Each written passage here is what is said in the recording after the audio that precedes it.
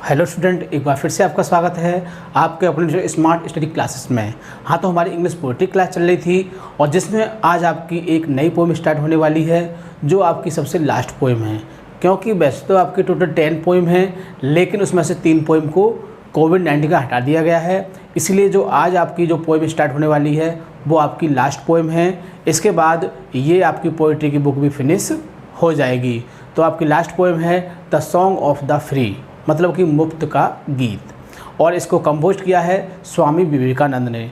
तो स्वामी विवेकानंद ने बहुत ही अच्छी तरह से इस पोएम को रचा है और इस पोएम में आपके 4 स्टैंजाज हैं। कितने हैं? 4। वैसे तो ये लॉन्ग पोएम है, लेकिन इंटरमीडिएट के लेवल पर केवल इसके 4 स्टैंजाज को लिया गया है, जिसमें आज हम केवल 2 स्टैंजा को ही डिस्कस करेंगे। क्योंकि यदि हम एक साथ पूरी पोएम को डिस्कस करते हैं तो आपको फिर समझ में कम आएगा, क्योंकि एक साथ जब आप 4 स्टैंजा पढ़ोगे तो आपके समझ में नहीं आएंगे, आपको उसमें से एक भी समझ में नहीं आएगा। इसीलिए हमने ये सोचा कि आपकी समझ में आना चाहिए, इसीलिए हम 2-2 करके 2 वीडियो में आपको 2-2 स्टैंजा को प्रोवाइड करेंगे, ताकि आपकी समझ में बहुत अच्छी तरह से पोएम आ सके। यदि आप एक साथ पढ़ते तो समझ में कम आता, इसलिए हम केवल इसमें 2 ही स्टैंजा को डिस्कस करेंगे और जो दूसरी वीडियो आएगी उसमें फिर 2 स्टैंजा को डिस्कस करेंगे, जिससे कि आपकी पूरी पोएम कंप्लीट हो जाएगी। क्योंकि आप पोएम को तभी पहचान सकते हो जब आप थोड़ा थोड़ा पढ़ोगे, और यदि हम एक साथ चारों स्टैंजा को पढ़ाते हैं तो वीडियो बहुत लंबा हो जाएगा और लंबे वीडियो को देखने में बोरियत लगती है कि पता नहीं कितना बड़ा है। इसीलिए हमने सोचा कि हमारा उद्देश्य है कि आपकी समझ में आना चाहिए, इसीलिए हमने इस पोएम को 2 पार्ट में बांट दिया है। 2 स्टैंजा को पहले डिस्कस करेंगे और 2 स्टैंजा को दूसरी वीडियो में डिस्कस करेंगे। तो the song of the free poem को विवेकानंद ने बहुत ही अच्छी तरह से रचा है और इसमें उन्होंने बताया है कि हमारे सामने बहुत सारी परेशानियाँ, बहुत सारी दिक्कतें आती हैं, लेकिन हमें उनसे परेशान नहीं होना चाहिए। बहुत सारे कष्ट आते हैं, शारीरिक भी आ सकते हैं, मानसिक भी आ सकते हैं, और भी बहुत सारी परेशानियां आ सकती हैं, प्राकृतिक आपदा भी आ सकती हैं। तो जीवन में बहुत सारी दिक्कतें आती हैं, लेकिन स्वामी विवेकानंद ने कहा है कि हमको इन परेशानियों से भागना नहीं चाहिए, हमें इनका मुकाबला करना चाहिए और हमें ईश्वर पर विश्वास रखना चाहिए। क्योंकि जो परेशानी आती हैं वो ईश्वर की वरदान होती हैं और अच्छाई भी ईश्वर का ही वरदान होती हैं, इसलिए हमें इनसे भागना नहीं चाहिए। जो भी असफलता है, जो भी परेशानी है, हमें इनका सामना करना चाहिए, तभी हम इन पर जीत प्राप्त कर सकते हैं। तो कवि ने बहुत अच्छी तरह से इस बात को पोएम के माध्यम से प्रकट किया है और इस पोएम के हम दोनों स्टेंजा को आपको बहुत ही अच्छी तरह से हिंदी के साथ समझाएंगे, एक एक वर्ड का मीनिंग बताएंगे, ताकि आपको बहुत ही अच्छी तरह समझ में आ सके। इसके अतिरिक्त आपको दिक्कत होगी कि ये वर्ड मीनिंग हम बताएंगे तब तो आपको याद रहते हैं, लेकिन बाद में भूल जाते हैं और उसकी हिंदी करने में, अनुवाद करने में बहुत ही दिक्कत होती है। इसीलिए हमने आपके इस बात को सोचते हुए हमने इसके साथ इसके जो डिफ़िकल्ट वर्ड थे, कठिन मीनिंग थे, वो इनके साथ में लिख दिए हैं, ताकि आपको इसकी हिंदी करने में कोई दिक्कत ना हो और आप स्टैंजा को बहुत ही अच्छी तरह से पहचान सकें और जो 10 मार्क्स का एक्सप्लेनेशन आता है उसको आप बहुत ही अच्छी तरह से कंप्लीट कर सकें। तो ज़्यादा समय वेस्ट न करते हुए चलता हूँ मैं टॉपिक की ओर, ठीक है।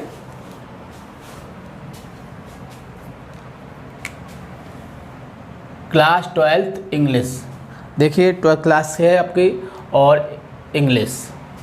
पोएम नंबर 7, वैसे तो आपकी पोएम नंबर 10 है ये, लेकिन 3 आपकी पोएम हटा दी गई हैं, इसलिए आपकी ये 7 पर आ जाती है और आपकी ये लास्ट पोएम है। इसके बाद आपकी ये बुक पोइट्री फिनिश हो जाएगी। तो पोएम है the song of the free, मतलब कि मुफ्त का गीत। पोएट हैं इसके स्वामी विवेकानंद। कौन है? स्वामी विवेकानंद। तो आपको दोनों बातें बहुत ही अच्छी तरह से याद रखनी है, क्योंकि पोएम और पोएट के नाम दोनों ही आपके लिखे जाते हैं। आप जब एक्सप्लेनेशन करोगे तो उसमें आपका पहला ही पॉइंट होगा रेफरेंस। क्या होगा? रेफरेंस, जिसमें आपको इन दोनों को लिखना होता है। बुक आपकी सेकंड है, कौन सी है? Poetry.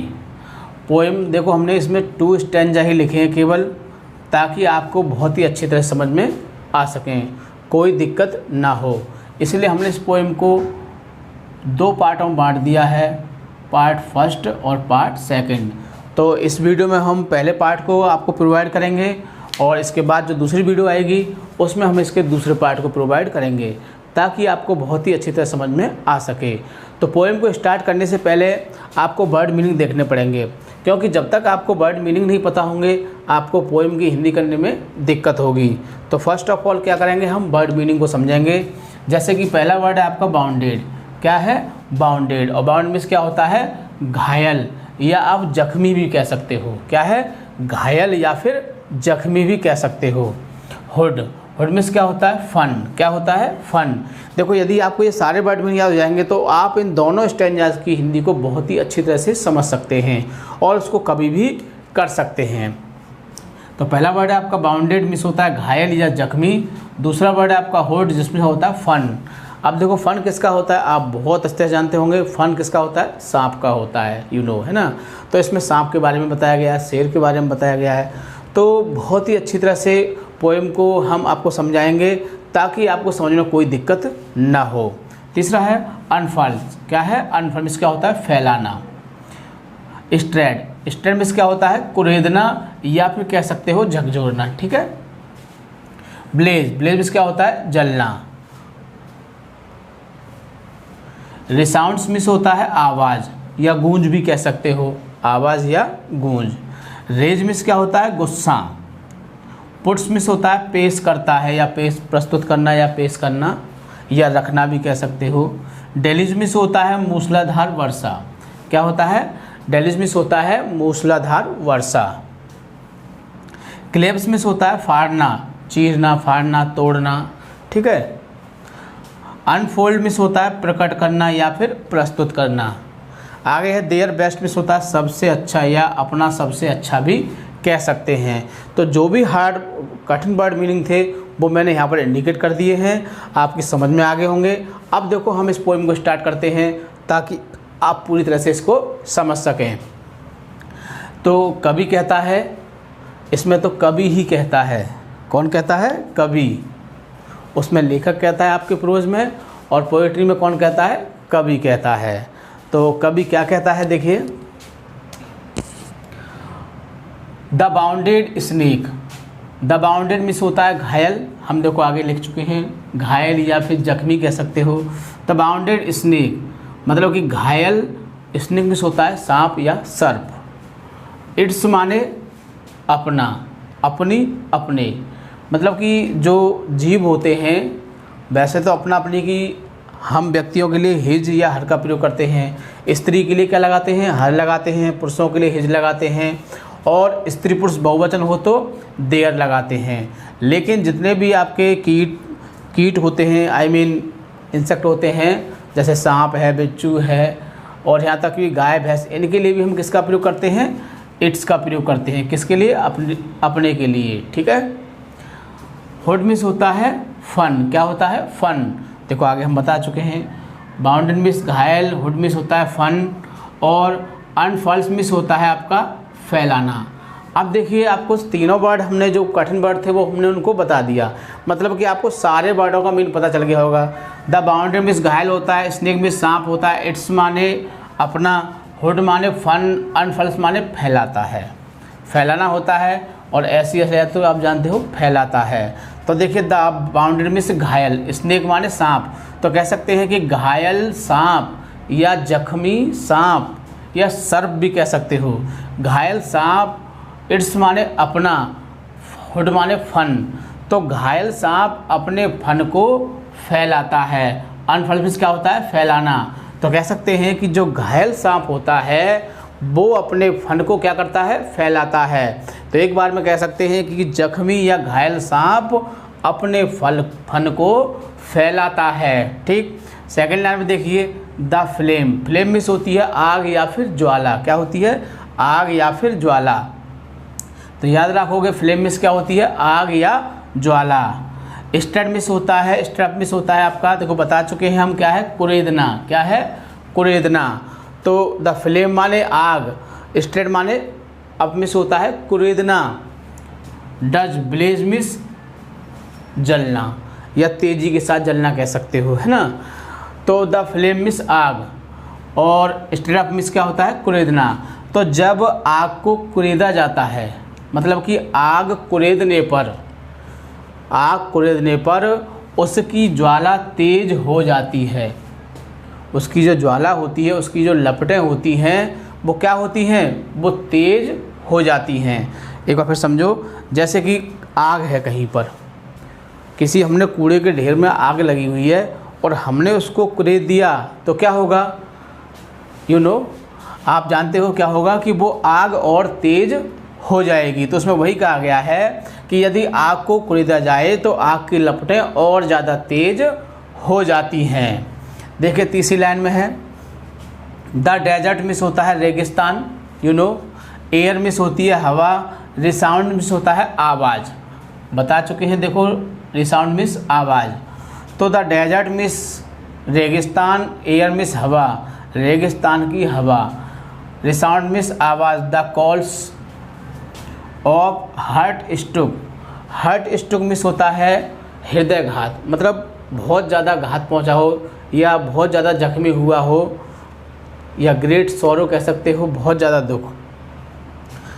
Of heart stroke, lions rage, lions मिस शेर और कॉमा इसका होता है का की के होता है, और रेज मिस होता है गुस्सा, तो शेर का गुस्सा। और हार्ट स्ट्रोक में होता है घायल, क्या होता है, घायल। तो हो गया घायल शेर का गुस्सा।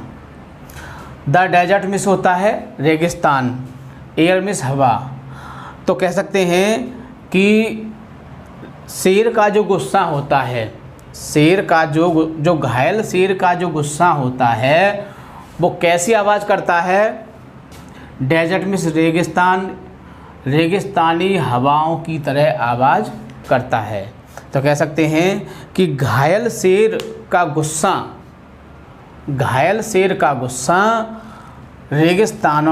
रेगिस्तान की हवाओं की तरह आवाज़ करता है, हवाओं की तरह उसे पुकारा जाता है।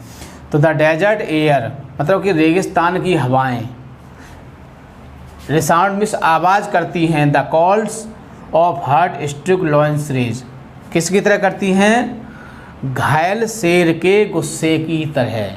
कह सकते हैं कि रेगिस्तान की जो हवाएं होती हैं वो घायल गुस्से वाले शेर की तरह आवाज़ करती हैं। तो इस तरह से ये आपका एक स्टेंजा कंप्लीट हो चुका है। अब देखो इसमें एक बार में आप कैसे कह सकते हो कि जब किसी सांप को छेड़ा जाता है, जब किसी सांप को छेड़ा जाए तो क्या होता है, वो सांप घायल हो जाता है और अपने फन को फैलाता है। तो सांप अपने फन को कब फैलाता है, जब वो घायल हो जाता है। दूसरी बात, यदि आग को कुरेदा जाए तो क्या होता है, उस आग की लपटें और ज़्यादा तेज हो जाती हैं। आगे रेगिस्तानी जो हवाएं हैं वो क्या करती हैं, वो आवाज़ करती हैं। कैसे आवाज़ करती हैं, रेगिस्तान की हवाएं कैसे आवाज़ करती हैं, जैसे कि एक घायल शेर गुस्से में दहाड़ता है। जब एक घायल शेर गुस्से में जैसी आवाज़ करता है वैसी कौन करती हैं, राजस्थान की हवाएं करती हैं। तो ये आपकी पहला स्टेंजा है, आपको पूरी तरह समझ में आ चुका होगा क्योंकि हमने वर्ड मीनिंग भी इसके साथ लिखे हैं और इसको समझा भी दिया है। अब बात आती है कि हम इसको पहचानेंगे कैसे कि ये the song of the Africa है। तो इसके लिए तो आपको कुछ शब्द ही चूज़ करने पड़ेंगे, जिससे कह सकते हो कि स्नेक आ जाए तो the song of the Africa है।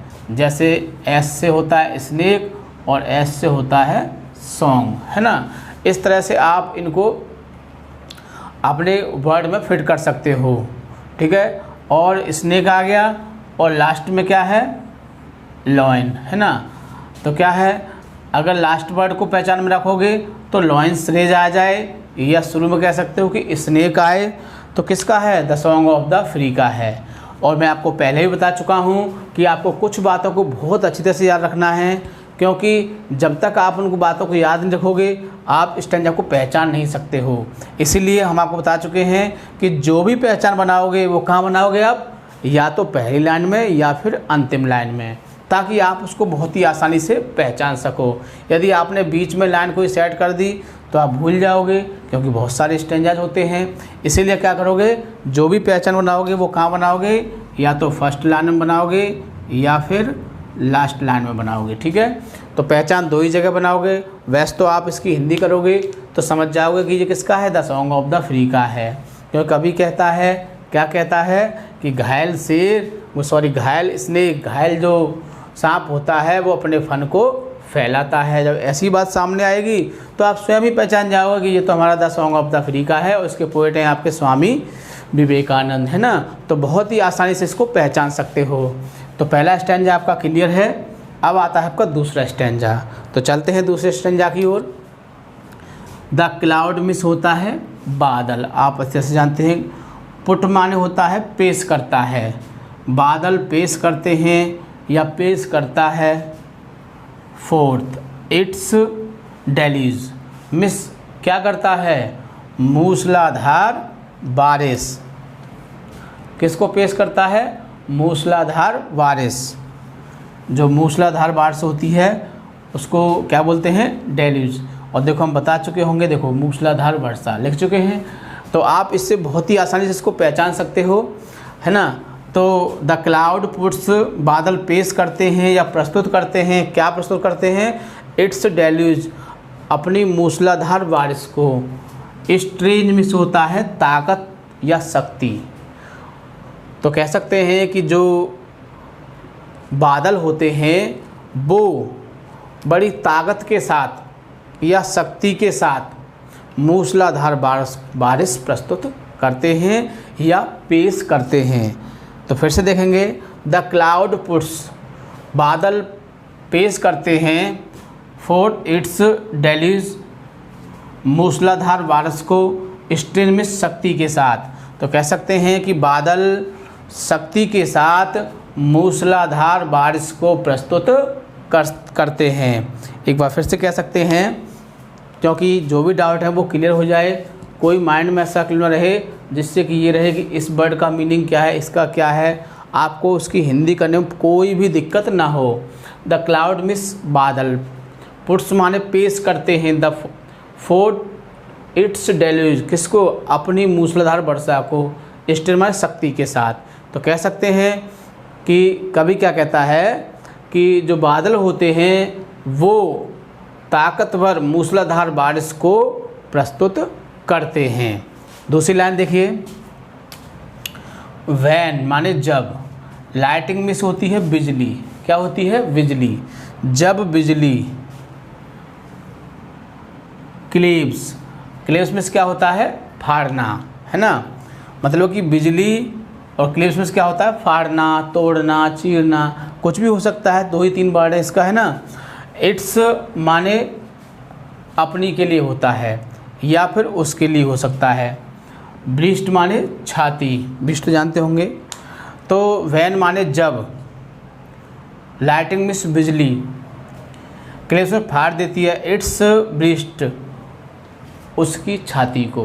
मतलब कि जब बिजली चमकती है तो क्या होता है, बादल में दरार सी पड़ जाती है। आपने देखा होगा कि जब बिजली चमकती है तो क्या होता है, बादलों में दरार पड़ जाती है। तो कह सकते हैं कि बिजली जो है वो उसकी छाती को फाड़ देती है या फाड़ सकती है। ठीक है, एक बार फिर से देखते हैं कि जब लाइटिंग क्लोज इट्स ब्रिस्ट, जब बिजली चमकती है तो क्या होता है, बादल की छाती फट जाती है। आगे देखिए, वैन मिस जब, द सोल मिस आत्मा, इजमाने है हूँ हो। स्ट्रीट मिस होता है झकझोरना या कुरेदना, जब आत्मा क्या करती है, झकझोर देती है या कुरेदती है, टू इट्स इनर डेप्थ, कहाँ तक, मतलब गहराई तक। डेप्थ मिस क्या होता है, गहराई होती है, बहुत ज़्यादा गहराई तक। मतलब कह सकते हैं कि आत्मा उसको बहुत ज़्यादा गहराई तक क्या करती है, झकझोर देती है या कुरेद देती है। आत्मा उसे बहुत ज़्यादा गहराई तक झकझोर देती है या फिर कुरेद देती है। दोनों वर्ड हम आपको बता चुके हैं, कोई सा भी वर्ड आप कॉल कर सकते हैं। वैन माने जब the soul is steered to its in most depth, मतलब कि जो आत्मा होती है उसे गहराई तक झकझोर देती है। ग्रेट वंस, और जो महान लोग होते हैं, जो महान लोग होते हैं, अनफोल्ड माने प्रकट करते हैं, देयर बेस्ट, अपने आप को बहुत अच्छा या सबसे अच्छा, बेस्ट मीन्स क्या होता है, सबसे अच्छा। तो जो महान लोग होते हैं वो क्या करते हैं, वो अपने आप को बहुत अच्छा प्रकट करते हैं। तो ये थी आपकी, हमने 8 लाइन आई मीन 2 स्टैंजा को बताया। एक बार फिर से देख लीजिए ताकि पूरी तरह से क्लियर हो सके। The cloud puts fourth it's deluge strain, मतलब कि बादल जो होते हैं वो मूसलाधार वर्षा को बड़ी शक्ति के साथ प्रस्तुत करते हैं या पेश करते हैं। वैन लाइटिंग क्लेव्स इट्स ब्रेस्ट, और जब बिजली चमकती है तो उसकी छाती फट जाती है। When the soul is straight to its inner depth, और जो आत्मा होती है उसे गहराई तक झकझोर देती है। किसको झकझोर देती है, जो महान लोग होते हैं। Great once unfold their best, और जो महान लोग होते हैं वो अपने आप को सबसे अच्छा प्रकट करते हैं। तो ये 4 लाइन हमने आपको पहले ही स्टैंजा बताया, पहला वाला और फिर ये दूसरा वाला, दोनों स्टैंजा हमने क्लियर कर दिए हैं।